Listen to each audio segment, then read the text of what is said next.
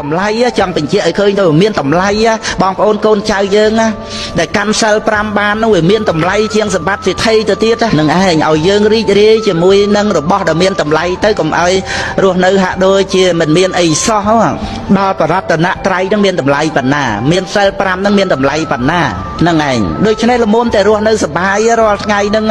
អត់ទៀមទាអីទៀតទេឲ្យតែបាននៅរស់បាយមួយចានដើម្បីចិញ្ចឹមសិលហ្នឹងគឺបានហើយអត់មានខ្វាយខ្វល់រឿងរ៉ាវអីណាដល់នេះគេស្ដីគេថាសរសើរខ្លះនិន្ទាខ្លះអីទេសុបាយ